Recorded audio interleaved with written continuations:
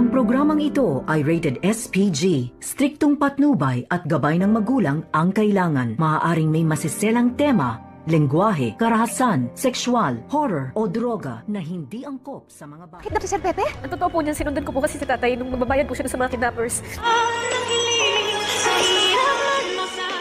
Narito na nga ang ating pakabangan ngayong Martes sa abot kamay na pangarap.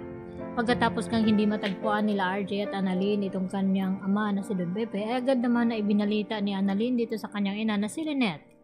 Nakidnap for ransom mga daw ang nangyari dito kay Don Pepe dahil sa sinundan daw dito ni Annalyn itong kanyang ama na si RJ upang ibigay nga itong pera na kinakailangan ng mga hold-uppers. At dahil dito, nalaman nila na kidnap for ransom pala ang nangyari dito kay Don Pepe. At gulat na gulat naman itong si Lynette nang malaman niya na nakidnap pala ang lolo dito ni Annalyn. At dahil dito, nag-aalala naman ng husto itong si Lynette at pati na rin itong si Dr. Enriquez.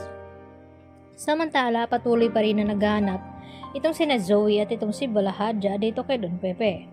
Dahil ginawa nga lahat ni Don Pepe nang sa ganoon ay makatakas siya dito kay Zoe at kay Balahadja upang makapili nga at makapagsumbong dito kina RJ at Giselle sa tunay nga nangyari sa kanya at kung sino talaga ang hindi tunay na anak dito ni RJ.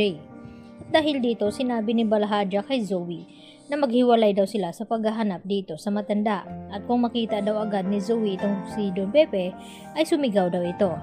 Kaya naman hindi na malaya ni Don Pepe nang sabihin nga dito ni Balahadja na pagod na daw siya sa kakahanap nito at kapag nakita niya daw ito ay hindi daw siya magatubili na paslangin itong si tanda.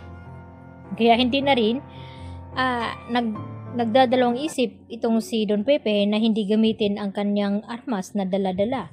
Kaya nang maramdaman ni Don Pepe na may taong papalapit sa kanya at hindi man lang niya ito nilingon ay agad niya nang pinapaputukan at nagulat ito nang si Zoe nga ang natamaan.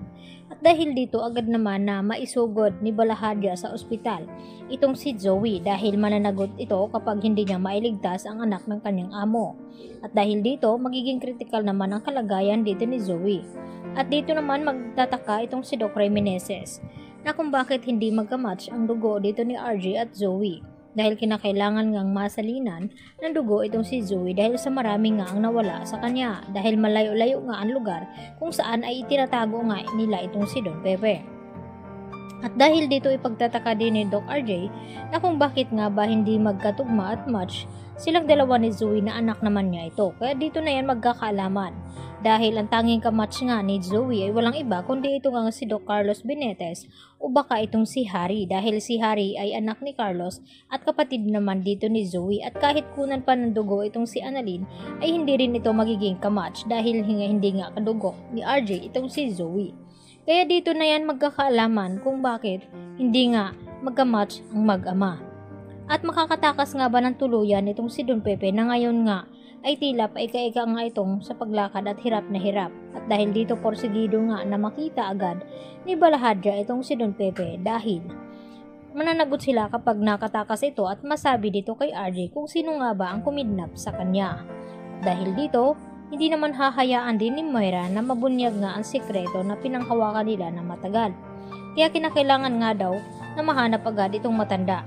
Subalit ay dahil sa nangyari dito ni Zoe ay mahahati naman ngayon ang kanilang gagawin kung sino nga bang uunahin o ang paghahabol nga ba dito kay Don Pepe o ang pagligtas dito kay Zoe. Kaya agad naman na ipapaalam ni Balahadja dito kay Moira ang nangyari sa kanyang anak. Kaya yan ang ating pakatutukan mamaya dito lamang yan sa abot kamay na pangarap. Bye-bye!